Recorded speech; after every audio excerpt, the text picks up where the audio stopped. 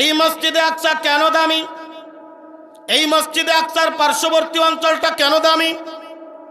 বিস্তারিত বলতে গেলে অনেক সময় লেগে যাবে। সংক্ষিপ্ত আকারে শুধু আমি মূল কথাগুলো, মোটা মোটা কথাগুলো আমি আপনাদের মাঝে আলোচনা করে যাই। 3 নম্বর হলো, পৃথিবীর মধ্যে যত মর্যাদাপূর্ণ মসজিদ আছে তার তৃতীয়তম মসজিদ হলো মসজিদে আকসা। আল্লাহর নবী সাল্লাল্লাহু আলাইহি ওয়াসাল্লাম বলেন, বুখারী শরীফের 1189 নম্বর হাদিস, আল্লাহর নবী সাল্লাল্লাহু আলাইহি ওয়াসাল্লাম বলেন, লা তুশাদ্দুর রিহাল ইল্লা ইলা সালাসাতি মাসাজিদ, আল মাসজিদুল হারাম ওয়া মাসজিদুর রাসূল সাল্লাল্লাহু আলাইহি ওয়াসাল্লাম ওয়া মাসজিদুল আকসা। আল্লাহর নবী বলেন, বুখারী শরীফের হাদিস, আল্লাহর নবী বলেন, 3টা মসজিদে নামাজের উদ্দেশ্যে ভ্রমণ করা, 3টা মসজিদ ব্যতীত নামাজের উদ্দেশ্যে ভ্রমণ করা অন্য কোনো মসজিদে জায়েজ না, এটা হারাম। যত বড়ই সৌন্দর্যতম মণ্ডিততম মসজিদ হোক না কেন, এমনি আপনি দেখতে যাইতে পারেন, ওখানে নামাজ পড়বো, নামাজ পড়লে হয়তো বা নেকি হবে, এই রকম নিয়ত করে বাসার থেকে বাইর হয়, এটা গুনাহের কারণ। কারণ আল্লাহর নবী বলেন, তোমার মহল্লার মসজিদ সর্বপ্রথম তোমার হকদার, জামে মসজিদ তোমার হকদার, জামে মসজিদে মহল্লার মসজিদের নামাজ। আর ওই 100 মাইল 500 মাইল দূরে যে এত বড় বড় মসজিদে, কোটি টাকা দামের মসজিদের ভিতরে ওই পরিমাণ সব নাই যেই পরিমাণ সব নিজের মহল্লার মসজিদে আদায় করা। বন্ধুরে আমার, আল্লাহর নবী বলেন, 1 নম্বর হলো মসজিদে হারাম, 2 নম্বর হলো মসজিদুর রাসূল তথা মসজিদে নববী, 3 নম্বর হলো মসজিদুল আকসা। কেন এই 3 মসজিদে আমরা ভ্রমণ করতে যাব? আল্লাহর নবী সাল্লাল্লাহু আলাইহি ওয়াসাল্লাম, বাইহাকি শরীফের 3845 নম্বর হাদিস, আল্লাহর নবী সাল্লাল্লাহু আলাইহি ওয়াসাল্লাম বলেন, as-salatu fil masjidil haram bi-mi'ati alfi salah was-salatu fi masjidi bi-alfi salatin was-salatu fi baitil muqaddas bi-500 salat। জোরে জোরে কান আল্লাহু আকবার। বাইহাকি শরীফের 3845 নম্বর হাদিস, আল্লাহর নবী সাল্লাল্লাহু আলাইহি ওয়াসাল্লাম বলেন, যদি কোনো ব্যক্তি মসজিদে হারাম তথা বাইতুল্লাহ 1 রাকাত নামাজ আদায় করেন, 1 লক্ষ রাকাত নামাজ আদায় করার সব আল্লাহ পাক রব্বুল আলামিন দান করবেন। জোরে কোন সুবহানাল্লাহ। ওয়াসসালাতু ফি মসজিদি বি আলফি সালাত, আর আমার মসজিদ তথা মসজিদে নববীতে যদি কোনো ব্যক্তি 1 রাকাত নামাজ আদায় করে, আল্লাহ পাক 1000 রাকাত নামাজের সব ওই বান্দার আমলনামায় আল্লাহ তাআলা দান করবে। ওয়া বাইতুল মুকাদ্দাসু ফি বাইতিল মুকাদ্দাসি বি 500 সালাত, আর বাইতুল মুকাদ্দাসে 1 রাকাত নামাজ আদায় করলেন, আল্লাহর নবী বলেন 500 রাকাত নামাজ আদায় করলে যেই পরিমাণ সওয়াব আল্লাহ পাক রব্বুল আলামিন ওই পরিমাণ সওয়াব দান করবেন। এই কারণে বাইতুল মুকাদ্দাস আমাদের কাছে বড় গুরুত্বপূর্ণ, এই কারণে বাইতুল আকসা আমাদের কাছে বড় গুরুত্বপূর্ণ। যেই জায়গায় আমরা যাব নিরিবিরি কোনো বাধাহীনভাবে, কথা বলেন ঠিক কি ঠিক না? আমরা তো শুধু নিয়ত করি মক্কা মদিনায় যাব, মক্কায় নামাজ পড়বো, মদিনায় নামাজ পড়বো। আল্লাহর নবী বলেন, না, শুধু মক্কা মদিনায় নয়, তোমরা মাঝে মধ্যে বাইতুল আকসায় সফর করবা, মাঝে মধ্যে বাইতুল আকসায় নামাজ আদায় করবা, বাইতুল আকসার জন্য তোমরা রওনা দিয়া যাবা। বাইতুল আকসা কতটা গুরুত্বপূর্ণ, সীমাখালীর মুসলমান গভীর মনোযোগ। আল্লাহ পাক মেরাজের রজনীতে আল্লাহর নবীকে ইচ্ছা করলে বাইতুল্লাহ থেকে সরাসরি আসমানে নিতে পারতেন কি পারতেন না? কিন্তু না, আল্লাহর নবীকে শুধু বাইতুল্লাহ থেকে নেন নাই, বাইতুল্লাহ থেকে বাইতুল আকসা থেকে আল্লাহ পাক আসমানে উঠায়া আল্লাহর সাথে মেরাজ করিয়েছে। বন্ধুরা আমার, শুধুমাত্র বাইতুল আকসা নিয়ে ক্ষান্ত করেন নাই, নবী আলাইহিস সালামদের রূহকে, নবী আলাইহিস সালামদেরকে একত্রিত করেছেন কোথায়? বাইতুল্লাহ নাকি বাইতুল আকসায়? বাইতুল আকসায় একত্রিত করেছেন। কতটা গুরুত্বপূর্ণ।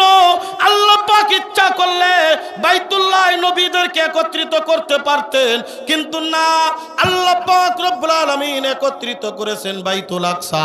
যেই বাইতুল আকসায় আমার নবীর ইমামুন নবীনের একটা অস্তিত্ব, আমার নবীর মেরাজের একটা অস্তিত্ব। আজকে যদি আমরা বাইতুল আকসাকে ভুলে যাই, আমার নবীর ইমামুন নবীন উপাধিটা থাকে না। সুতরাং শুধুমাত্র বাইতুল আকসা একটা মসজিদ নয়, বাইতুল আকসা মুসলমানদের মনে প্রাণের একটা স্থান। কথা বলেন ঠিক ঠিক না? আমার নবীর স্মৃতি বিজড়িত একটা স্থান, আমার নবীর ইমামুন নবীনের একটা স্থান। সুতরাং এই বাইতুল আকসাকে কোনোভাবেই মুসলমানদের হাত ছাড়া করা সম্ভব নয়।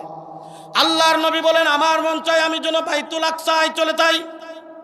কারণ এই বাইতুল আকসা শুধুমাত্র আমার নবীর ইচ্ছা ছিল না, আল্লাহ পাক রব্বুল আলামিন হযরত নবী আদম আলাইহিস সালাতু ওয়াস সালাম থেকে হযরত ঈসা আলাইহিস সালাতু ওয়াস সালাম পর্যন্ত যেই লক্ষ লক্ষ নবী এবং রাসূল প্রেরণ করেছেন, অধিকাংশ নবী এবং রাসূলকে আল্লাহ পাক রব্বুল আলামিন তাদের জন্মস্থান ছিল, অধিকাংশ নবী এবং রাসূলের জন্মস্থান এই মসজিদে আকসা ফিলিস্তিনে অথবা বাসস্থান।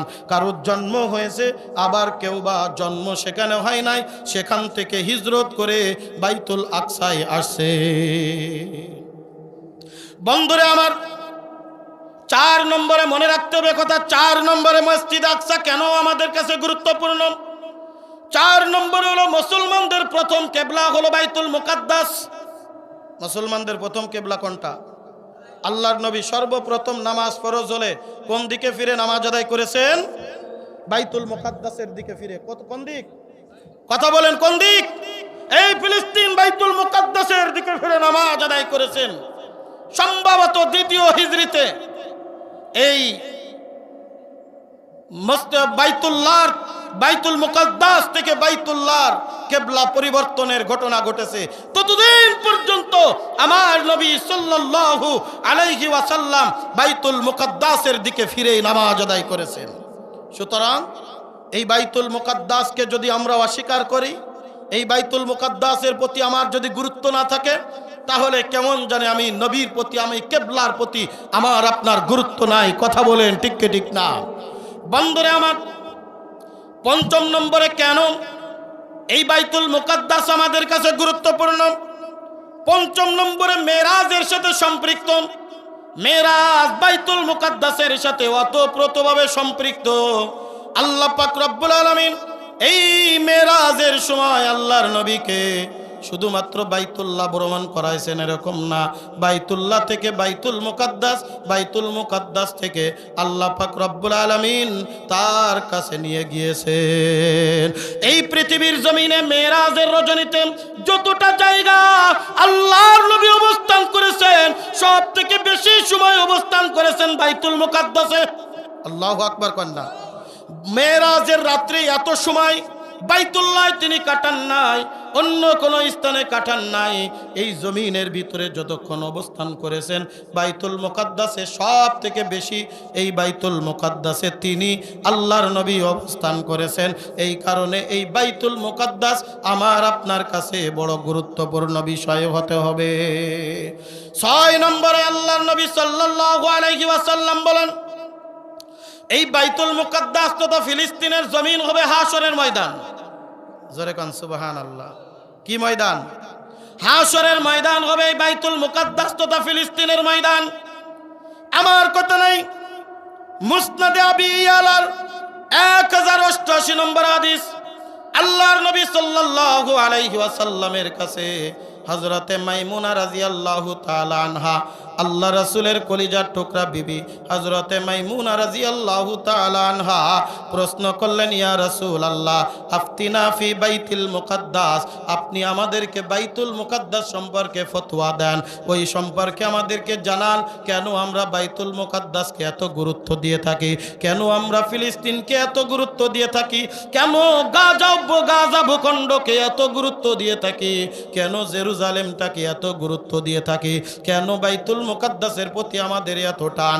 আল্লাহর নবী বলেন ক্বালা হুয়া আরদুল মাশার ওয়া আরদুল মানশার, মুসনাদে আবি ইয়ালার 1088 নম্বর হাদিস। আল্লাহর নবী বলেন কারণ হলো কিয়ামতের ময়দান যখন সংগঠিত হবে, কিয়ামতের ময়দান হবে এই ফিলিস্তিনের ময়দান, কিয়ামতের ময়দান হবে এই মসজিদে আকসার ময়দান। আর আল্লাহ পাকের আরশে আজিমের খুঁটি থাকবে, আল্লাহ পাকের আরশে আজিম থাকবে বাইতুল্লাহ। আল্লাহু আকবার। বন্ধুরে আমার, এইবার আছেন 7 নম্বর সব থেকে গুরুত্বপূর্ণ, নাসাই শরীফের 692 নম্বর হাদিস। বন্ধু গভীর মনোযোগ সহকারে শুনবেন, রেকর্ডিং হচ্ছে, প্রয়োজনে পরবর্তীতে শুনে মিলাবেন অথবা নিজেরা রেকর্ডিং করে নেবেন। প্রত্যেকটা কথা আমি হাদিস নম্বর সহ, কোরআনের আয়াত নম্বর সহ আপনাদের মাঝে উল্লেখ করেছি। ফিলিস্তিনের ভূখণ্ড কেন আমাদের কাছে গুরুত্বপূর্ণ, কেন তার জন্য আমরা এত মিছিল আর মিটিং করতেছি, কেন তাদের মধ্যে তাদের জন্য আমাদের দিলটা এত কাঁদে, কেন তাদের জন্য আমাদের মার্চ পার এই গাজা অভিমুখে আমরা কেন মার্চ করতে চাই, কেন সীমাখালী অঞ্চলেও আমরা মিছিল আর মিটিং করলাম, কেন আলপাড়ায় মিটিং করলাম, কেন মাগুরায় মিটিং করলাম, কেন সারা বাংলাদেশের মানুষ আজ এই গাজার জন্য, এই মসজিদে আকসার জন্য পাগল পারা। 7 নম্বরে হযরত সুলাইমান আলাইহিস সালাতু ওয়াস সালাম যখন নাসাই শরীফের 692 নম্বর হাদিস, হযরত সুলাইমান আলাইহিস সালাম যখন এই মসজিদে আকসা নির্মাণ করলেন, নির্মাণ করে আল্লাহর দরবারে 3টা দোয়া করেছিলেন।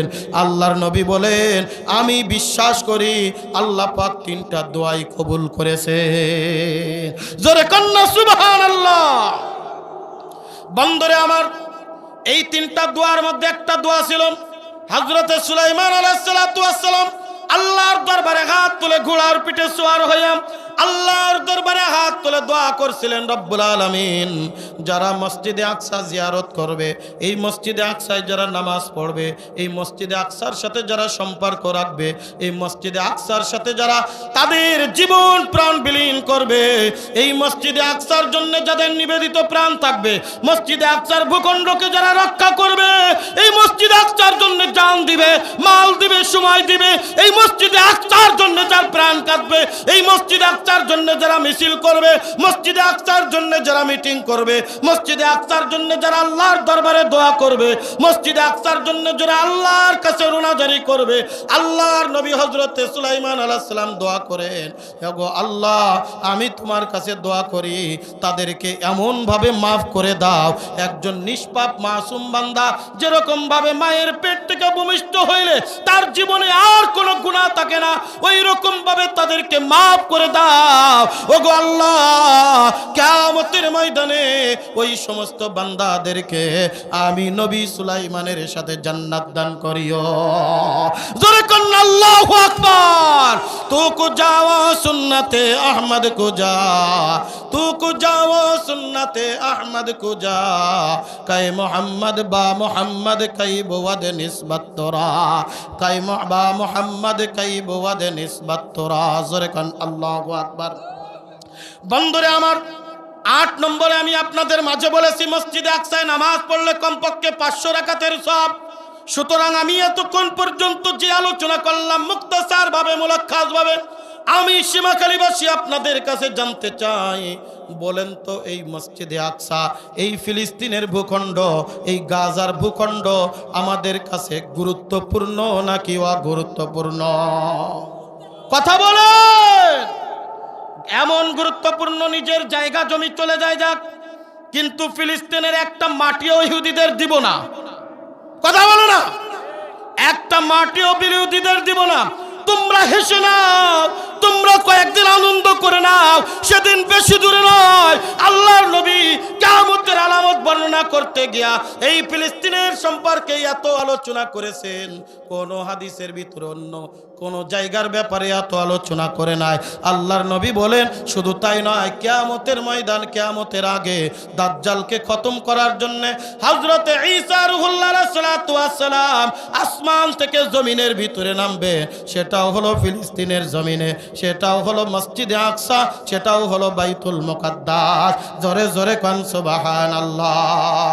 দাব্বাতুলার যেটা ভূমিষ্ঠ হবে কিয়ামতের আলামতের একটা আলামত, দাব্বাতুলার যার হাতে থাকবে একটা লাঠি, এই লাঠি দিয়া কাফেরদেরকে তুলা করে ছাড়বে।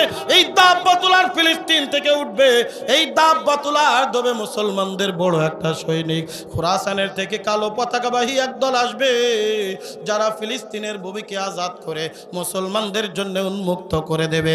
সীমাখালীর মুসলমান আজকে তাকায় দেখেন, আজকে এই যে গাজা অভ্যুত্থান যেটা হইতেছে, গাজাকে নিচ্ছিন্ন করে দিচ্ছে, মসজিদে আকসাকে তারা দখল করে মুসলমানদেরকে নামাজ পড়তে বাধা প্রদান করে।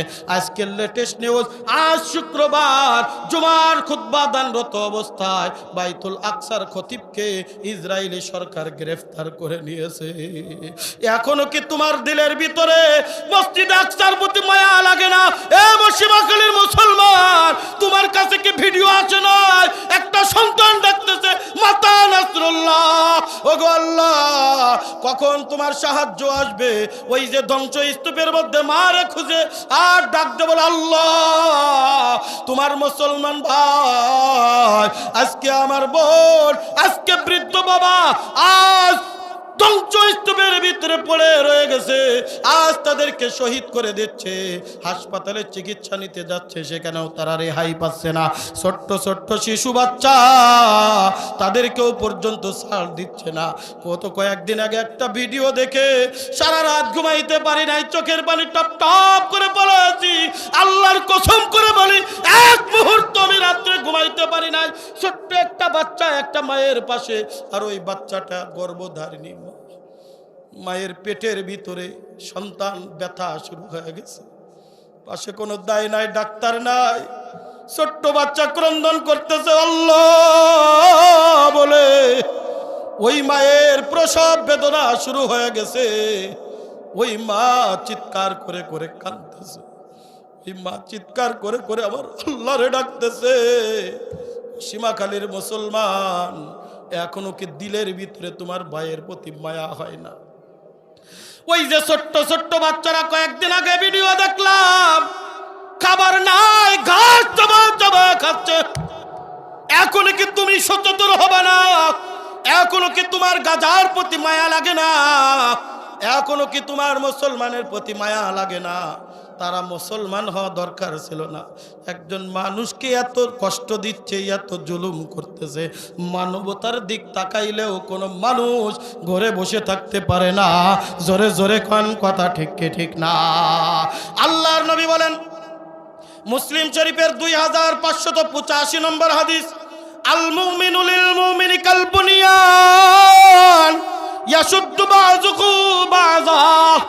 একজন মুমিন আর একজন মুমিনের অঙ্গ স্বরূপ, অর্থাৎ পৃথিবীর যে কোনো মুমিন যদি তাদের কোনো কষ্ট হয়, তোমার অঙ্গে কষ্ট লাগবে। তারা আজকে শহীদ হয়ে যাচ্ছে, তারা আজকে বিলীন হয়ে যাচ্ছে, বিল্ডিং অট্টালিকা পর্যন্ত নাই, থাকার মতো কোনো জায়গা নাই, ছাদ বানাবে একটা, ঝুপড়ি ঘর বানাবে, ঝুপড়ি ঘর নাই। এখনো কি তোমার দিলের ভিতরে মায়া লাগে না? এখনো কি দয়া লাগে না? এখনো কি তোমার দিলের ভিতরে একবার ডাক দে বলে না, কোথায় আমার ভাই, কোথায় আমার বোন? একটাবার ওই সন্তানের জায়গায় নিজের সন্তানকে কল্পনা করে দেখো। তুমি যদি দুনিয়ার থেকে বিদায় নাও, আর তোমার সন্তান যদি রাস্তায় রাস্তায় ডাক দিয়ে বলতে থাকে বাবা, ও বাবা, তোমার কাছে কেমন লাগবে?